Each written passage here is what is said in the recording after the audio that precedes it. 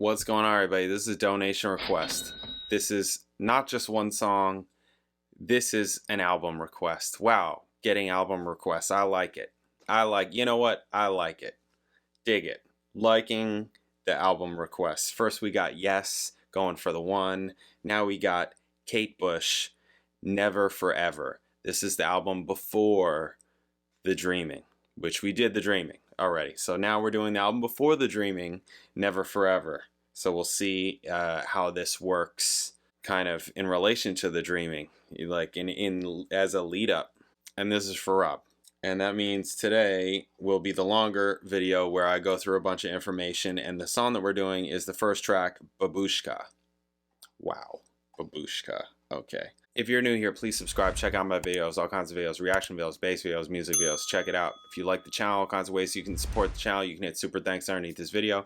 You can hit me direct in the description. I got PayPal, Cash App, Venmo, Amazon wishlist, mailing address, and I do donation requests just like this one. So if there's something you want me to watch, listen to, talk about, hit me direct, PayPal, Cash App, Venmo in the notes section. Leave a link, leave a description. Let me know what you want the video to be on. I'll make the video. You can also email me at jpanreadsemail@gmail.com.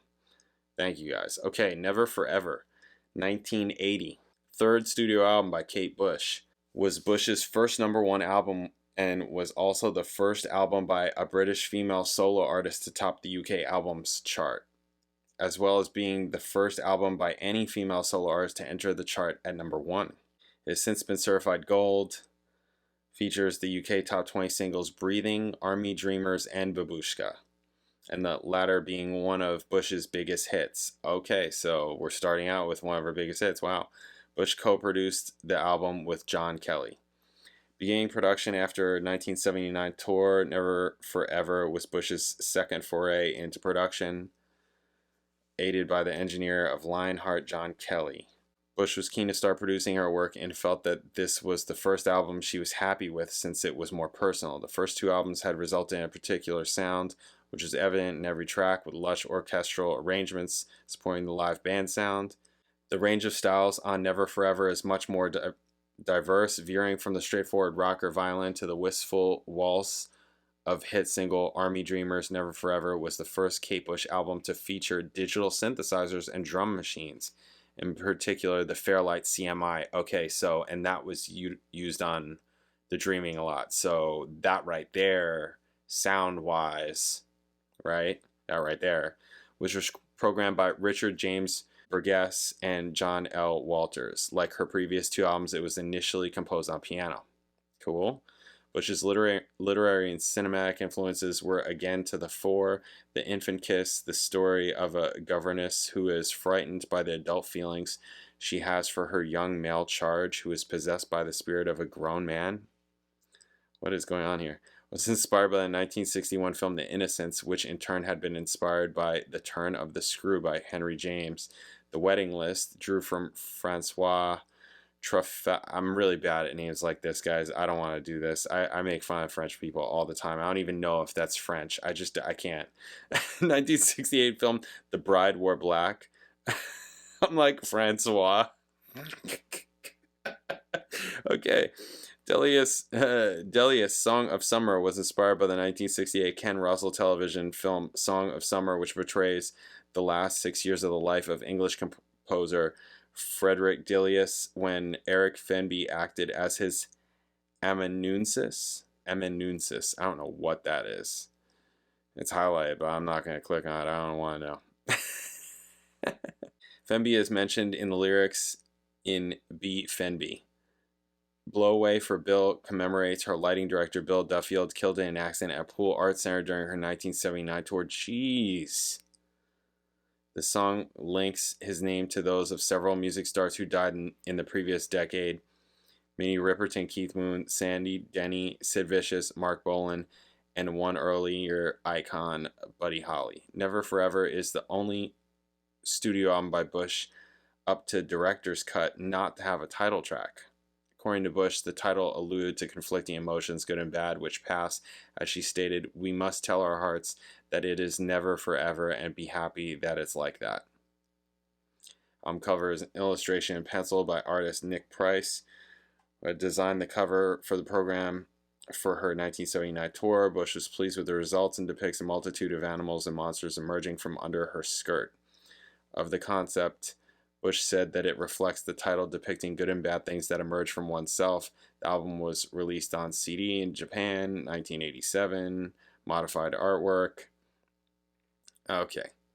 Violin in Egypt were performed live during the Tour of Life in April-May 1979. The wedding list was aired in the BBC Christmas special December 1979. With work on the album completed in May, Never Forever was released on September 1980. Over the following week, Bush undertook a record signing tour of the UK, including London, which resulted in lengthy queues down Oxford Street. During October, she also undertook promotional appearances for the album throughout Europe, most prominently in Germany and France. In the US, the album was initially unreleased following the failure of her debut. Oh, wow.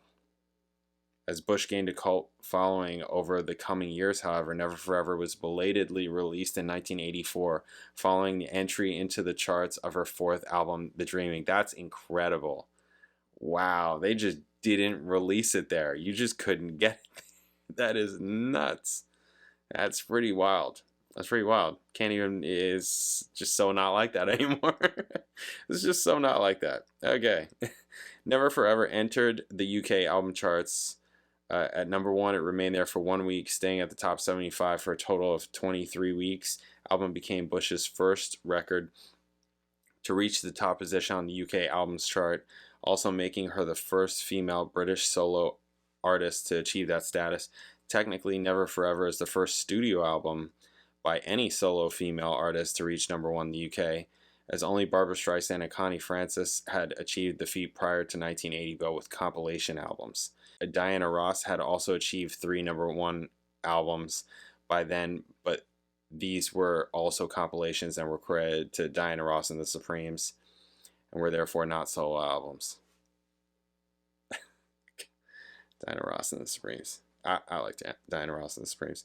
Okay. 3 singles were released from the album, all of which fared well on the charts. First, Breathing. Okay, alright. Album was favorably received by music critics at the time, save for a curiously critical review in Record Mirror, which appears to criticize the album and Bush herself while complimenting a number of tracks. Based largely on this album, Bush was voted Best Female Artist of 1980 in polls taken in Melody Maker, Sounds, The Sunday Telegraph, and Capitol Radio. Bush herself has said that it was her favorite album to date. More recently, AllMusic gave the album a favorable review, complimenting the 3 singles most highly, but said that Bush would improve on the formula on later albums. In 2020, Rolling Stone included Never Forever in their 80 Greatest Albums of 1980 list, praising Bush for her songwriting and her imagination. Okay. Alright, let's get to it. So she wrote everything. Wow, the list of players. Lots of players on here also. There was lots of players on The Dreaming also, like a whole list of people. Yeah, a lot. So, on The Dreaming, she's playing the Fairlight CMI synthesizer. Where on this album, she is playing it, but it looks like also John L. Walters and Richard James Burgess are. Also a Yamaha CS80. Seen those around. Keyboard. Okay. Alright, so we're going to do the first track, which is Babooshka. Okay, and we are doing the 2018 remaster. Alright, let's do it. Babooshka. Bam.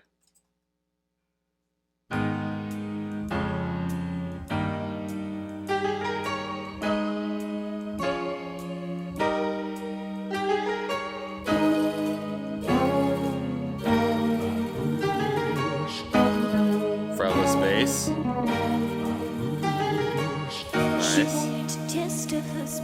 She knew exactly what to do. Nice change. A pseudonym to fool him. She couldn't have made a worse move. She sent him scented letters, and he received them with a strange delight. Just like his wife, but how she was before the tears, and how she was before the years flew by. She was when she was beautiful. She sang the letter on yours. Babooshka, babooshka, babooshka, yeah, yeah. On yours. Babooshka, babooshka, babooshka, yeah, yeah.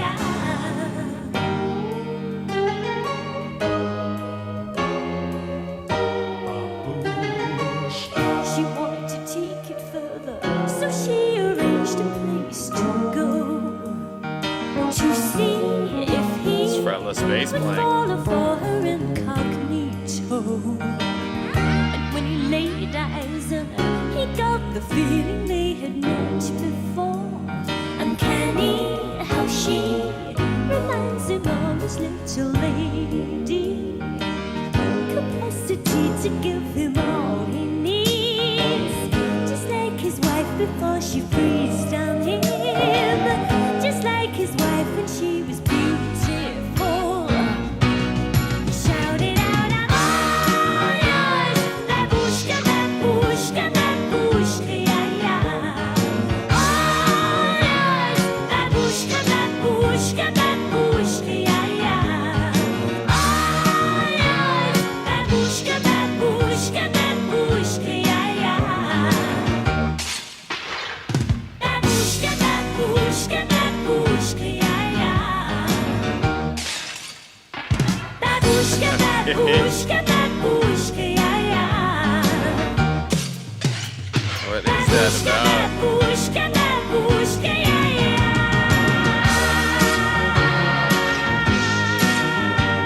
Babooshka,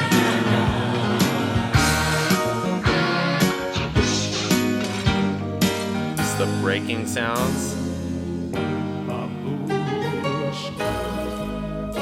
I'm loving the fretless bass.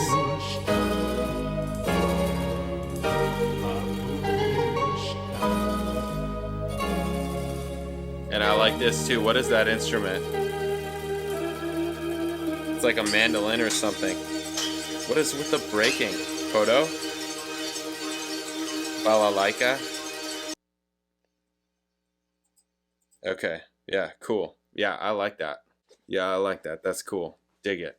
Yeah, lots of cool stuff. Lots of cool harmony stuff and melody stuff. And I really like the, this is a great look, right? Yeah, remember I used to do this? No, you guys don't remember I used to do this in old videos? There are people that have probably seen this. Anyways, yeah. And the fretless bass, really like that also. Yeah, I really like the fretless bass sound. Great, you know, melodic playing, stuff like that. It just you know, has that moi sound. Just sounds like a great fretless bass. This is an interesting song. Yeah, I think it's cool. I like some of the harmony stuff. All that stuff just when it was first hitting at the beginning, right? When I was first hearing it. Nice. Yeah, I like it. What is up with the, yeah, balalaika? That's probably what that sound was. I heard it at the beginning. So they did at the beginning and at the end, where it's just kind of like tremoloed, right? Kind of like a mandolin, like people play mandolin, right? Where they just kind of like hit a note and they ding ding ding ding ding ding ding ding ding ding ding ding ding ding ding ding, you know, like that whole ding. Yeah, how they combine that with a percussive like shaker, some kind of, they doubled it. I thought that sounded really, that whole doubling was really nice. I like that. And then just writing wise, it sounds like Kate Bush, right? It sounds like her interesting. It's not like linear. It's like kind of like angular writing style, if that makes sense. Yeah, just her writing style. And I don't know what all the breaking sounds, what was going on with that, and then using the breaking sounds kind of within like drum fills at the end. That's interesting. I don't know what's up with that. Maybe it has something to do with, you know, lyrically, I suppose, maybe. Yeah, I like it. Definitely sounds like Kate Bush. Definitely sounds like Kate Bush. Cool. All right, up next, Delius, Song of Summer. Awesome. I'll catch you then. Later.